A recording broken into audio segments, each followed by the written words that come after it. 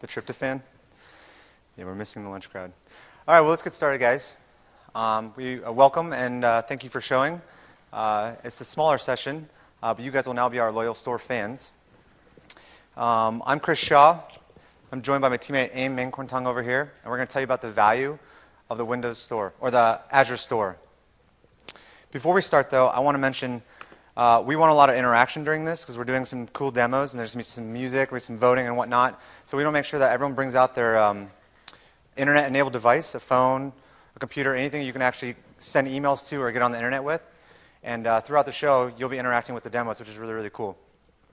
And also, don't be afraid to interject. Just turn off your phones, but don't be afraid to interact with me, talk to me. I'm going to be asking you questions that are not all rhetoric. We want this to be fun.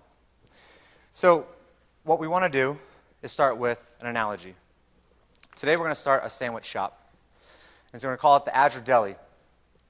So imagine building cloud applications is a lot like constructing the most delicious lunch. Well, with Windows or Azure IaaS and PaaS, we're able to create that delicious sandwich that you see here on the screen. We have the meat, the bread, the cheese, the vegetables, the condiments, and so forth. But you can't have a perfect lunch with just a sandwich. You need the accompaniments as well. That's your chips, that's your Coke, that's your cookie, that's your pickle, that's whatever else you like to eat it with. What that means now is you have to now drive to the Azure Deli, theoretically, and drive to the corner store or many other stores to get this. And on top of that, now you have multiple bills. What a hassle. So at this point, you've wasted gas, you wasted time, and now you're starving. But let's dig into this. What is a sandwich? The sandwich is the virtual machines. It's the websites. It's the caching. It's the SQL databases. It's all the things that Azure has today. The third-party ecosystem, that's the chips and the Coke and all the other things that accompany the sandwich. That's things like performance application monitoring. It's email as a service. It's other types of DB. It's premium data sets. So what we're proposing is Azure Store. We're going to have this all under one roof. It's going to be Azure and the third-party ecosystem, all from one-stop shop. And to top that off, it's one bill. Beautiful. So why choose the Azure Store? We have some good reasons. First, we have a curated experience, and we have curated offerings. We really want to stress the point that we have high quality over quantity. Then there's a one management experience. That means you go to one portal, you manage all your services, regardless if they're first-party services from Microsoft or third-party services, and it's consistent, frictionless experience. And again, I'm going to repeat this quite a few times. It's one bill. So what's for sale? We have tons of things for sale. Fast file transfer, auto-scaling. We have identity, and we have so much more. See, the Azure Store, it's still in its infancy. So we launched last October. We launched last October for build, and we're still growing. And how does the store work? Well, there's a perpetual free tier, which means every offering has a perpetual free tier that anyone can use for free. There's either limited functionality or you get so much usage within that month. That means you can go into the Azure portal, use it for free, and try every service we have. See if it enhances your experience. See if it makes you more successful. Then if you really like it, you can get the more advanced tiers by paying month to month. But there's no long-term commitment. So if you don't like it after a month, or if you want to switch to another service, or you're just not developing something anymore, you don't try it anymore. You move on to other services. It's great. And again, I'm a broken record. It inherits that payment instrument. When you sign up for an Azure subscription, you associate a payment instrument, which is like a credit card. So every time you go and purchase a service, instead of getting your wallet out or your purse out, you just keep it back there because it just inherits it from Azure. And finally, Microsoft provides all the billing support. But on top of that, each service provider will provide product support. So let's get into the meeting things. This is why you guys are actually here. This is the stuff that's actually fun. We're going to do 3 demos today. One is with SendGrid. We're going to create ambiance for our store. The next one is MongoLab, where we're going to choose a signature sandwich for our store. And finally, we're going to end with New Relic with an optimized bakery. So that way you can order sweets and desserts to accompany your meal at our store. So we're going to start in with SendGrid, and we're going to create an online jukebox. This online jukebox, the way it will work is people will send in emails. So hopefully you guys will send in emails. Our customers will send in emails. And you're going to put the subject, in the subject line, the name of the song. When you do that, SendGrid will actually parse that email, send it to RDO, and it'll play that song online. And we're going to do that live today. So before we get started, I want to welcome Aim to the stage. We call her Aim the Golden Dragon, because that's what her last name in Thai means. So please, everyone, give Aim a warm welcome. Thank you, Aim. So she's going to switch over to her computer, and we're going to start at the entry point of Windows Azure, which is windowsazure.com. You probably saw this at the keynote, or you've probably seen it if you've been by the boost this week at TechEd. And I want to point out that if you haven't taken advantage of this, at the top right, there's a free trial. You do this free trial, and you can use all the services for free, limited use, but it's an amazing free trial, and I suggest you use this. But let's jump into the portal. So right here, you see our management portal. This is the one experience, the one-stop shop that you'll see for everything. First-party services for Microsoft and third-party services. We're going to actually purchase the SendGrid add-on by going to the new drawer on the bottom left. You purchase every service this way. Since it is third-party, we're going to go to the Store tab. We're going to navigate down about halfway through. And we're going to select SendGrid. Here you can see there's an icon for SendGrid, there's a link to their website, and a brief description. We're going to click Next. So from here, you can see that perpetual free tier that I was talking about, and you can see all the paid tiers. We only need the perpetual free because it gives us 25,000 emails plus the API to parse the emails. We're going to give this a unique name. Every add-on needs a unique name. And we're going to choose East US for the region because we're in New Orleans. We're going to click Next. We're actually almost done already. So from here, you can see the legal terms. It's the Microsoft legal terms, but in addition, it's the SendGrid terms of use and the privacy policy. You can view them before you actually make this purchase. And to validate that we got the perpetual free tier, you can see over here the invoice. It's $0 a month. So to save time, we've already set up this SendGrid add-on. So we're going to click out of this, and we're going to actually go to the dashboard for the SendGrid add-on. So from here, you can do many CRUD operations. And the first one we're going to do is we're going to do a Manage button add-on. Or we're going to sign on to the SendGrid website using the Manage button, which does a single sign-on. While that's loading, we're going to go back, and we're going to look at the connection settings. These connection settings are more or less the credentials you need to actually use the add-on. And every add-on will have them specific to their specific add-on. So for SendGrid, you need these three things. So let's go back to the website. And what we need to do is that email that's coming in, we need to parse it. So we're going to go to Developers. We're going to go to the Parse API. And it only requires two things to configure this. We need a host name and a URL. We've previously set up a vanity domain, which will actually take in the emails, it'll parse it, and it'll send it to RDO using the RDO's APIs. And again, we would click the button to add hostname and URL here. But we've already done this. It takes some time in the back end. So we're going to click out of this. We're going to go back to our management portal. And that's it. We've actually configured SendGrid to parse APIs. And now all we have to do is set up the website. So I'm going to pass over to Aim, and she's going to continue driving for us. Sure. So since we want to set up an online jukebox, we need a new website. And I have created an empty one here already. Let's go to it, website. And this one is called SendGrid Demo. And Chris, do you know that SendGrid actually has a sample code for an online jukebox available on their GitHub? I had no idea. It's very nice to SendGrid. So maybe we can use that one to try to set up our website. Let's do it. Okay. So let's go into the website. So we might want to modify this code in the future. So the way I think we should go about it is we should download the code onto this machine and then publish the code from our local Git repository to the website. That's a great strategy. So because we want to deploy the code from Git, the first thing that we should do is to set the deployment password. So I'm going to set one here quickly. This is the password I always forget when I set this stuff. If you ever forget, you can always come back to this dashboard and reset the password. Seems easy enough. So now the next step that we are going to do is we're going to set up this website for the local Git repository. And you just have to go set up deployment from source control. Choose local Git repository and click Next. Should take only a few seconds. So you can see you're getting notifications on this toast notification bar at the bottom. Yes. And looks like it's done. Okay. So it's now to download the sample code onto this machine. So I have installed GitHub on this. I have installed Git on this machine already. So let's switch to the Git terminal. So we're going to download the sample code into this folder. I'm going to grab the Git URL of the sample code very quickly. Come back to the Git terminal. And now we have the source code on this machine. Now, in the future, we can modify this code if we want to. But today, we're just going to publish the code to our Azure website. Okay. And in order to do that, the first thing that we need to do is we need to link this local Git repository with our website. And we can do that by using this command, git remote add Azure. Oops, sorry. Let's go back to the desktop. Git remote at Azure. And we need to give it our Git URL of our Azure website. So we can copy from the portal. And now we have created that link. Now we're going to push the code to our Azure website, and we can do that by using git push Azure master. It's going to ask me for the deployment password that we have set up earlier. Just give it a few seconds.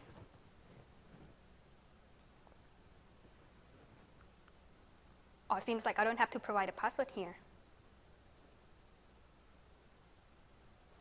So it's just going to take a few seconds. Meanwhile, it's this taking place, we're going to switch to the portal because we need to configure a few more settings. Okay. So the next thing that we have to do, there are only 2 more steps that we need to do, Chris. Okay, what are those? So the first one is because we have set up our vanity domain name, we want to map our Azure website to that vanity domain name. Okay. And the last thing that we have to do is configure the app settings. So let me show you how to do that quickly. Okay. So in order to map the website, we have to switch from the free mode to the share mode. And you can do it here by going to Scale and change the mode to Shared and Save. Oh, that's like a gotcha. Make sure to note that down. I just have to try that again. So.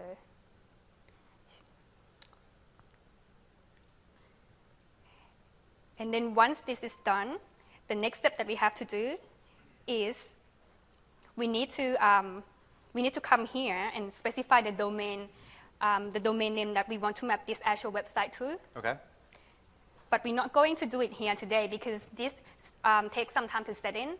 So let me switch to another website that I have configured earlier so that I can show you how this works. So we're going to switch to another website that I have configured earlier. So for this website, you can see that I have set up this website to map to playlist.sendgrid.net, which is going to be our vanity domain names. Okay. And the last step that I mentioned earlier that we have to do is we have to set up the app settings. And Chris, here is where you would configure SendGrid credentials as well as the RDO keys. Okay, so these are actually just key value pairs from the connection settings of the SendGrid add-on. Yes, that's correct. And that is it. Would you like to see it in action? Yeah, I want to hear some music. Okay, let's go to it. And here it is, our online jukebox. Give me a high five. That was easy. Yes.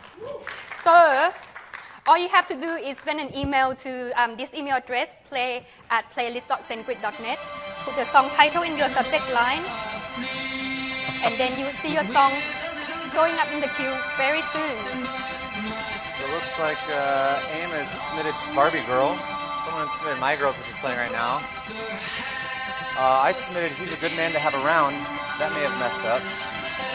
And so for everyone that's actually submitted a song, we have some free t-shirts for you guys, really cool t-shirts. It's got kind of a Nacho Libre theme, but it's a good souvenir for this. And it'll actually start going through the queue, but you can imagine eating your sandwich, having your Coke, eating your cookies and whatnot, and dancing to music. You can feel your dancing at our restaurant, the Azure Deli. So who actually submitted a song? I'd like to give you a shirt. Anyone? Don't be afraid. Is it just us that submitted it? Who did the Harlem Shake? Who can do the Harlem Shake? Right. That's okay, you can come to us at the end of the session. We won't tell anyone that you submitted Harlem Shake. And we'll give you a free t-shirt. So you can see it just queues up. This will be our online jukebox. And we can bring this back up when we're doing a Q&A at the end. yeah, I think this looks pretty awesome. Do you like it? Yeah, it looks really good. So let's move on to the next demo, which is with Mongo Lab. And for Mongo Lab, what we're going to do is we need to brand our restaurant, our sandwich shop. And what's the one thing you absolutely need when you have an Azure Deli or when you have a sandwich shop? Me. And what is it? Signature sandwich. Perfect. The thing is, I don't have any ideas. Do you have any ideas? Yes, I have some idea. Would you like to see? Yes. So let me close this jukebox for a while. Okay. And so I can show you some idea. So the first one is CSS Bite, chicken salad sandwich. Simple and tasty, and I think it should be a hit for everybody. I like the theme. The second one is called Web, waffle, egg, and bacon sandwich. So I always have a hard time to decide between bacon and eggs for breakfast, but with this one, I won't have to decide anymore. I can get both at the same time. I'm starting to get very hungry. The last one is DB Stack, double bacon sandwich. This one is for bacon lovers with the option of traditional bacon, turkey bacon, or tofu bacon. And you can probably get a bacon soda with that, huh? Yes. Okay. All right, so how do we choose between a name? Because I think it's just between us two. We'll just fight over the name, because I think I know which one I want. So I was thinking that I can store these sandwich names in the database, Okay. and then put up a quick website, and then maybe I can ask the audience here to help us choose. That would be great. I bet everyone has an opinion. So what do you guys think? You guys want to help us start our sandwich shop by giving us your votes? Yeah. Cool. So looks like we have to set up a new website, and to make it a little bit more interesting, I'm gonna do this using PowerShell commandlet. So Chris, do you know that we have shipped a number of PowerShell commandlets that you can use to manage your Azure resources? That makes a lot of sense. It's nice that Azure can be so flexible for us. Yes, all you have to do is install Windows Azure PowerShell, and I have already installed this on this machine. To create a new website, you just have to type this commandlet, new Azure website, just give it a name. I'm going to call it sandwich voting today. And this should only take about 5 seconds. So you mentioned this is PowerShell, but if you're on a Linux and Mac machine, you could actually use the Azure CLI to do the same thing. Yes, that's correct. And looks like we have our new website created. So let's go and check it out. We're going to see if Aim's a liar or not. Of course not. You can always trust a girl, right? All right, there it is. So we have an empty website, it looks like, huh? Yes, it is. We have our new website created. Okay. And the next thing that I like to do is I like to purchase a database service from Azure Store. And today, I think I'm going to go with MongoLab. Why is that? So they provide a MongoDB as a service, and it's very easy to use. For example, you don't have to predefine schema before you populate the data. So we're going to go with MongoLab today, and they also provide a free plan that everyone can just pick up and use it straight away. So in order to purchase a new add-on, you can use this commandlet, new Azure Store add-on, followed by the add-on that you want to buy. And today we're going to buy MongoLab. Give it a unique name within your subscription. Let's call it Mongo Sandwich today. Give it a location. We are in the East US today. The last thing you have to specify is plan, and it's free. And give it a few seconds, and it's going to ask me to confirm my purchase.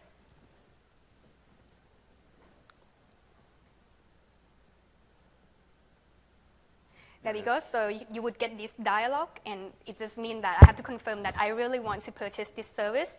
And in this dialog, you would see the link pointing to the term of use as well as the privacy statement. So I'm going to hit yes here because I want to purchase this service. So that command almost looks like a run-on sentence, though. If I'm new to this, how do I know what commands or what parameters to pass into this command? So I've run this command earlier. Get Azure Store add-on with parameter list available, and this will show you the list of add-ons that we have available in store today. And you can use these details in your PowerShell script to make a purchase. Okay. So it's really helpful. So let's go back to the main PowerShell screen. Looks like we have made the purchase successfully, so we have our database service ready for us to use. Okay. So what's next? So because we need to populate the database with the sandwich names, the next thing that we need to have is connection string. So let's go and get connection string. Okay. So to get the connection string, we're going to retrieve the detail of the add-on that we just bought. And we're going to do that by using this command, get Azure Store add-on. This time, specify the add-on name that you just purchased. And in this case, it's Mongo Sandwich. I'm storing the detail of the add-on into the variables. So let's take a look. There we go. And we can see the connection string here, MongoLab URI. This is our connection string. But something's missing. It's definitely been truncated. Yes. So let's see if I can do it better. We're looking at the property output item. And because we only have one item, so we can get away with doing this. There we go. We have our connection string. Okay, so we've purchased the add-on. We've set up the website. It's empty right now. Let's start lighting some things up. I want to start voting soon. Sure. Before doing that, let me copy this connection string very quickly because we're going to need this when we build our website. Okay. So I have copied this connection string, move on to the website. So here I have created the MVC4 project for our website. I have installed the MongoDB API, which you can get it easily through NuGet, as you can see on my screen right now. But I have already added this to the project, so I'm not going to do anything to them. I'm just going to close the window. I've spent about 10 minutes on this website, so it's very kind of easy. And so let's take a look at it. I have the class called sandwich here, and this is going to be a placeholder for the database name that I retrieved from the database. Okay. You can see it's very simple, only a few properties. Next, we have to populate the database, and I'm going to do that while my web application is starting. It's only one line here. And in order to populate the database, we have to connect to the database, right? And this is where we're going to configure our connection string that we copied earlier. So we're going to paste the connection string here. And one more thing that we need to configure is the database name. And according to the syntax, this is the last, it's the last portion of the connection string. So I'm going to copy this and paste it here. So it's just appended to the end of the connection string? Yes, that's correct. Now move on to the controller. Let's take a quick look at the default action. It's very simple. As you can see, there are only 2 lines. What we're doing here is we're retrieving the collection of sandwich names from the database and return it back to the web page. Apart from that, I need 2 additional actions. One is to submit a verb to the database, which is right here. And another one is to get number of words back from database, which is right here as well. Not going to go into the details here because it's very simple and straightforward. Okay. Lastly, we move to the web page. And I just need a little piece of code here to iterate through the collection of sandwich that I retrieved from the database, plus a little HTML here.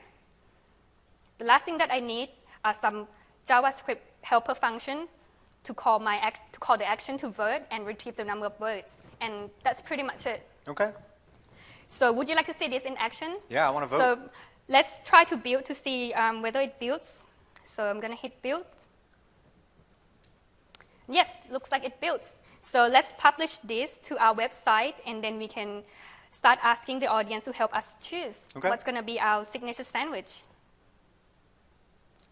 So it's publishing right now. And the website for this is going to be azstore.azurewebsites.net. And there we go. We have our voting website. So, Chris, which one is your favorite? I'm going to go for the web, because there's nothing better than breakfast for dinner. OK. Looks like someone is voting already. I think I'm going to go for CSS BY just to make it fair. That doesn't seem fair. I'm twice the size of you. Give me another one for web. No, that doesn't make sense. I should get 2 votes, right, if I'm smaller. OK. There we go. All right, looks so the like, DB stack is killing it right now. Yeah. So you can vote as many times as you want, and we're going to keep this website up. And we will see at the end of the show what our signature sandwich is actually going to be. And people are really going at this. All right. There's only about 15 of you here, and we have 40 votes. So someone's got a hair trigger finger here. Yeah. You may or may not get the bacon soda with that. So, Chris, can I ask you a serious question? Yes. Do you know what girls like to have after a sandwich? I feel like that's a bad question for me to answer. What are you thinking? I'm thinking of some sweets.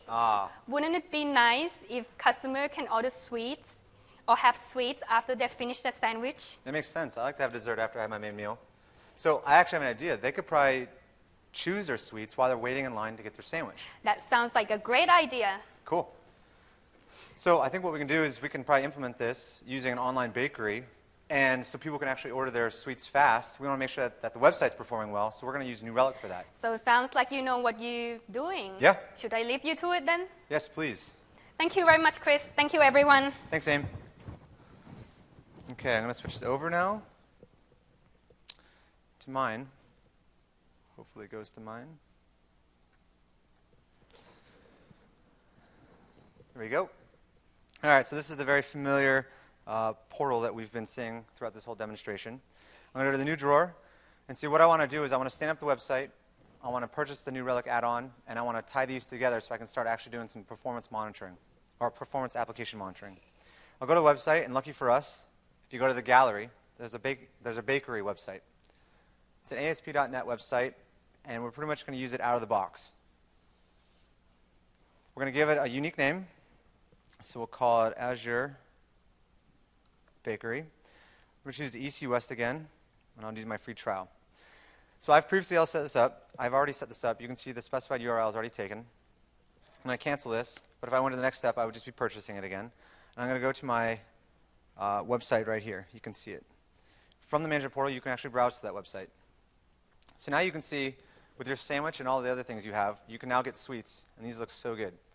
So we're going to come back to this, and what we need to do is we need to tie in New Relic. And the way we're going to do this is two things. We need to download the New Relic agent. The agent actually sits on the website, it'll sit in the code, and it'll send performance data to the New Relic server. Then we need to go to the website and configure the website to actually use the New Relic agent that was installed. So we'll start with the first one. Again, come to New, go to Store, go down a little bit, and you will see New Relic right here. It's an all-in-one web application performance tool that lets you see your performance from end user all the way down to the line app of code. This is really, really nice because it's hard to troubleshoot something, and New Relic has really set us up nicely to be able to do this. I've already purchased this myself, but we're going to choose the standard free plan, which means that for the first 14 days, you actually get Pro 10 functionality, which is about $350 a month. And therefore, and after that point, after 14 days, you'll get one of the Pro tiers as basic functionality. You give it a unique name and a region, just like we did with every other add-on. I've done that again before already, so I'm doing a Julia Childs move. I'm going to come out of here, and I'm actually going to go to my New Relic add-on. From here, what we need to do is we need to get the connection information. And this is the license key, so these are the credentials you need to actually use this add-on. I'm going to copy it for right now. And now we need to install the New Relic agent.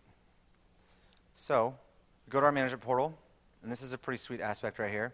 I'm going to go to my website, and now I can actually launch this using WebMatrix. So you download WebMatrix, and what WebMatrix is it's a cloud-connected tool that you can use to create, publish, and maintain your websites. It's all from the portal. It takes about a minute or so to download. I've already done so it should pop up right away. And for the website, you need to just download the project files, which I've done as well.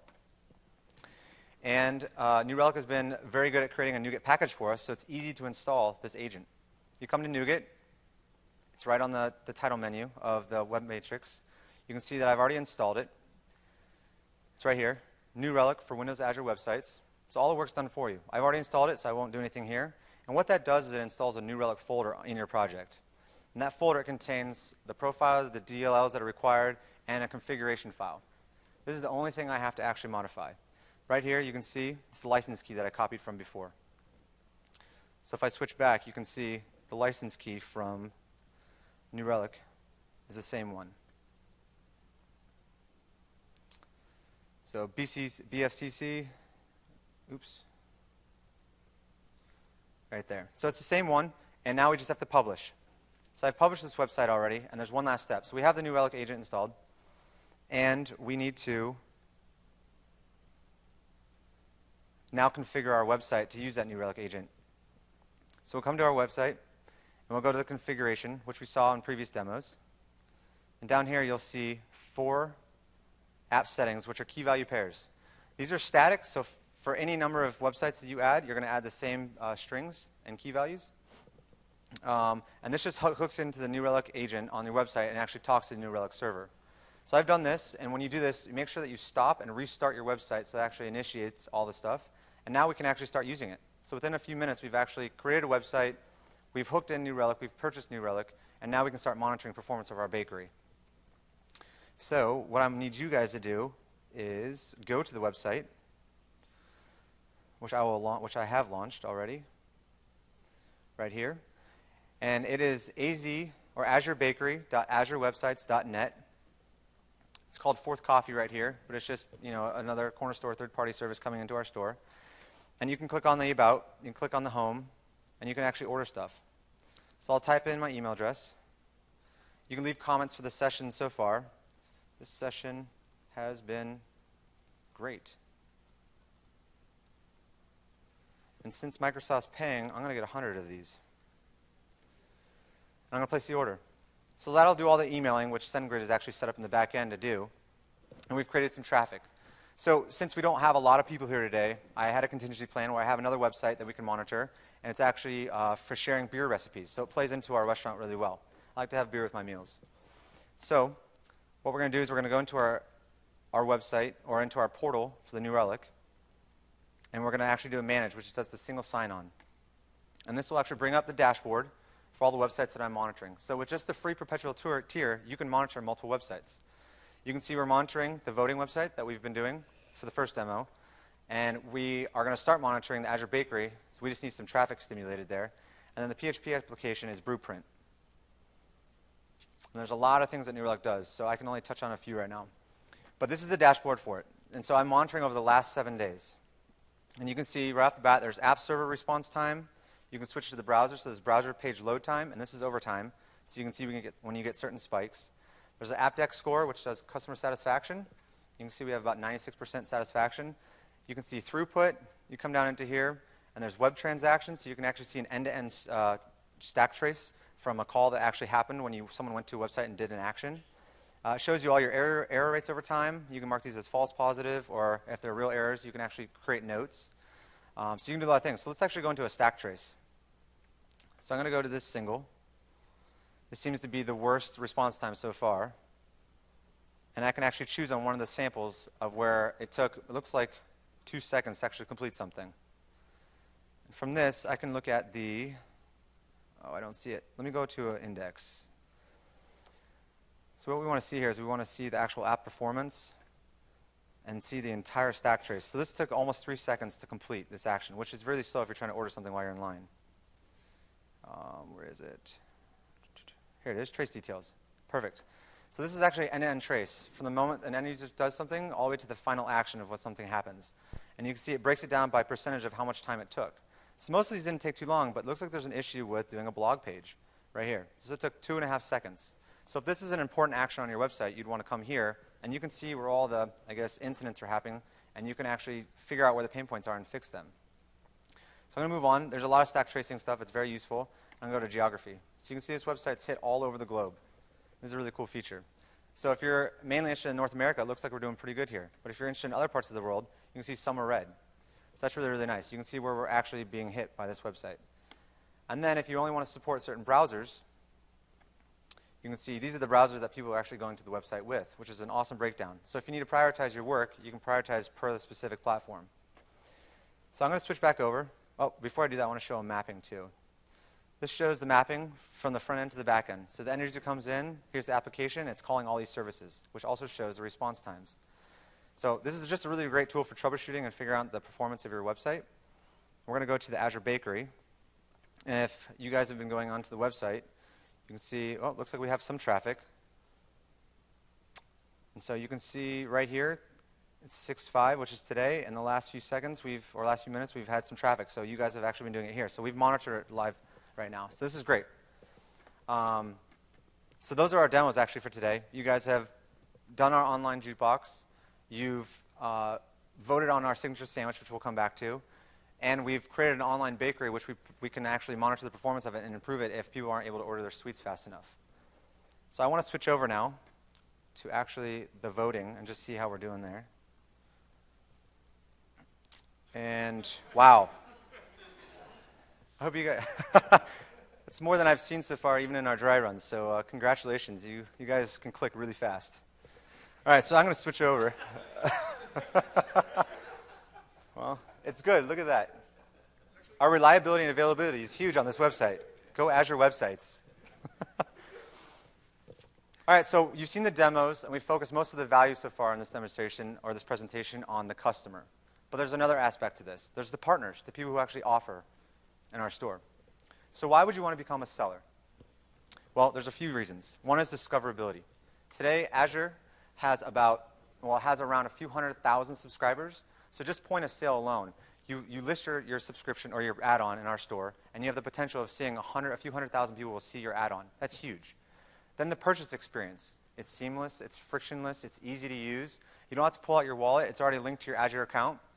And then the use. You've seen today, in about 20, 30 minutes, we were able to launch 3 different websites, buy 3 add-ons, and use it today immediately. That's a great thing.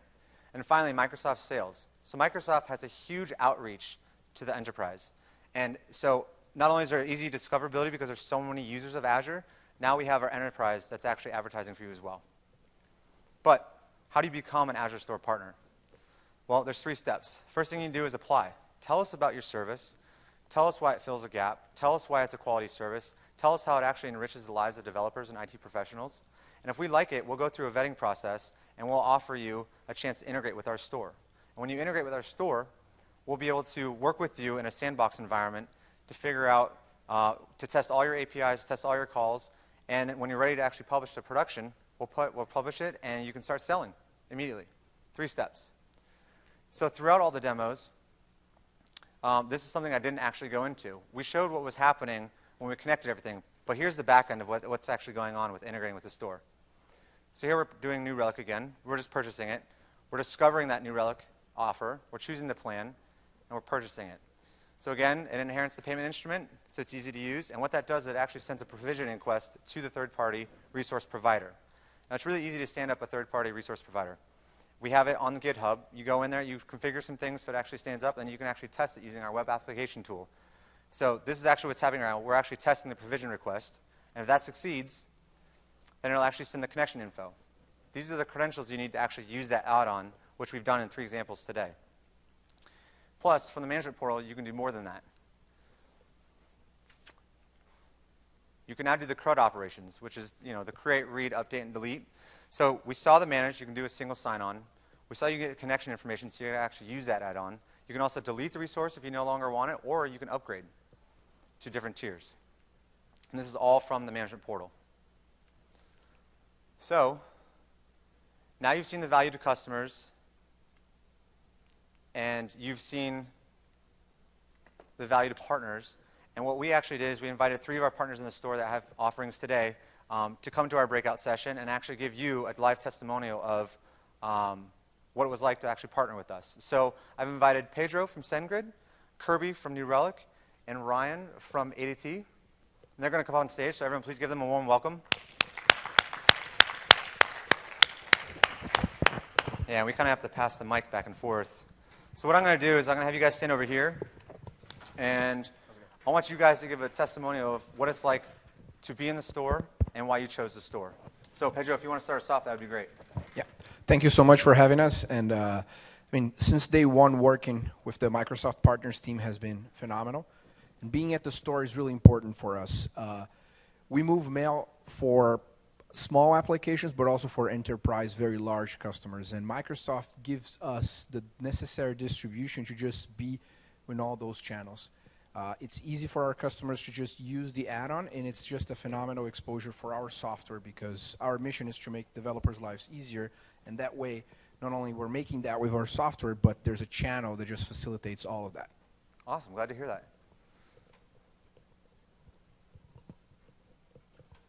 So for DT, we chose the Windows Azure Store mainly for the reach that we can get. You have to understand DT's core competency is around consulting services. And we decided to expand on some of the IP we build as a company and make that available for developers as well. And so instead of building out the infrastructure and the payment gateways and doing all this heavy lifting ourselves and then going and finding the marketing folks to go to the advertisements and get everybody on board, we decided we would take the shortcut and make it easy. We got ourselves integrated into the Windows Azure Store, and the response has been, frankly, amazing. I mean, we've had hundreds and hundreds of sign-ups for the first of our services. So it's been a really great experience for DT. Awesome. Thank you, Ryan. So I'm Kirby Frugier from New Relic. I want to talk just a brief moment about the Azure context before I mention the store, because it'll help understand why we value the store experience so much. Okay. So basically, you all care about Azure, you wouldn't be in the store session, I'm sure. And you've heard a lot about scalability. I'm sure every session you've been in, you've heard scalability, scalability, scalability. And that's what Azure provides to you without you having to go like buy hardware, set things up. if you've been in IT before, you've been in that situation where you've got a customer in some other country, they're not scaling well, something breaks, you got to get something shipped in, get it drop shipped, all that, get it set up. It takes forever. So you can leverage Microsoft's power to do that and the solution they experience to do that. And with New Relic, we help you make sure that you're only really scaling when you need to. So Azure provided a bunch of capabilities around really quickly and easily scaling. You grab a slider, you drag it over, suddenly you're serving more users. And for New Relic, we allow you the capability to only do that when you really need to, not like because you've got a poorly performing code or because you have a bad SQL statement or somewhere. So we think our Azure experience has been fantastic, and we love to talk about it, and we love to get new customers, and we build tools that make their lives easier and better. And I'm only like one person, and I only have like 20 Twitter followers, and they're all family and all that, so I don't get a lot of exposure to other people in ways that they can learn about what we do and how powerful our tools can be. So for the Azure store, for us, similar to what these guys said, it's really around that reach. How can we get exposed to people we wouldn't otherwise be exposed to without like a massive marketing effort? We don't have to spend millions of dollars to get visibility in other countries, other places. We can leverage that kind of global reach that Microsoft has. And being kind of an early adopter, an early player in that, you saw us among a list of people there, pretty easy to discover for people to find us, to be able to use us, explore, and kind of learn about what we do in a way that they wouldn't otherwise without like pushing to them. Awesome. Thanks, Kirby. So I have one more question for you guys, too. And you can just start with you again, Kirby. All right. What was it like during that second step that I showed you of the three-step process to integrate this or to actually become a partner? What was the second step like, the integration aspect? Yeah, it's been fantastic. So working with Microsoft has been great. We've gotten insight into kind of where you're going with things, where we should be heading with things, how we should do things in a way that will work for our customers, our shared customers, working with Azure. We've gotten help when we've gotten stuck. It's been really fantastic. You guys have been really supportive of us kind of the whole time and helped us be successful. And it's kind of become clear to us that we have a shared success and that you guys feel successful when we're successful, and that kind of has come out through our partnership with you. That's so right. It's been great. Thanks. Yeah, from our perspective, you know, I think I wrote the code for integration into the store. It took me maybe 6-7 days tops, end to end, to actually do the integration. For other developers, I mean, if you have a solid understanding of how REST APIs work and XML serialization, you'll be fine. I think the biggest change is if you have a different kind of tenant subscription model, there might be some kind of impedance mismatch depending on how you describe your users and tenants as compared to how the store wants to describe them. Working through that is probably more of a business challenge than a technical challenge, so you kind of have to rationalize that. Otherwise, I got to say, working with the team's been really great.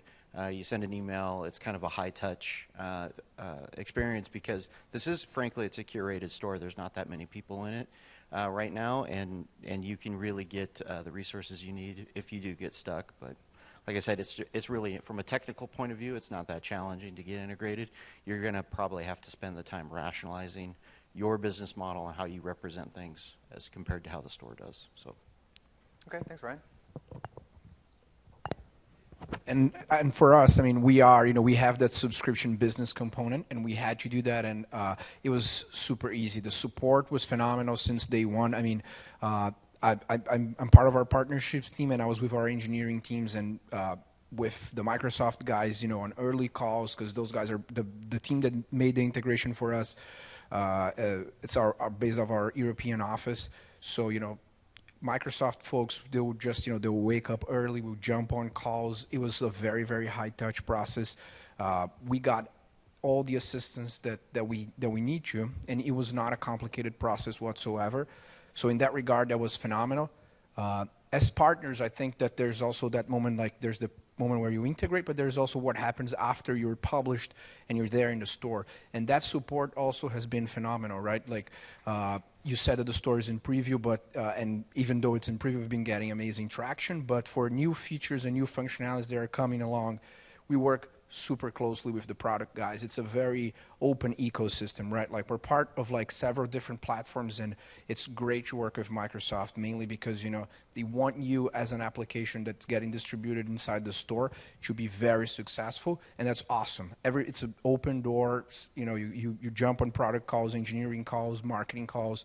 Everybody's there to support your distribution, and that's just fantastic. Awesome. Well, thank you guys so much for coming up today. And if everyone could, please give them a warm welcome again.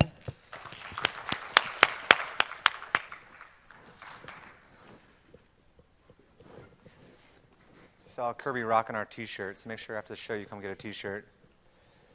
So we have some resources here. After the show, you can make sure you go to Channel 9. You can go to our learning channel, TechNet, and MSDN. There's tons of blog posts, forums, tutorials, all with pretty pictures and videos, so it's easy to use our store. And if it's not easy enough, go to these resources and you'll pick it up like a snap. With that said, that's actually the conclusion of our demonstration. And we'd love to have some Q&A. So if anyone wants to go to the center and ask us some questions or even come to us afterwards, we can give you a free T-shirt and we can talk with you more. So we really appreciate your time, and thank you so much. And we hope to see you in Azure Store soon.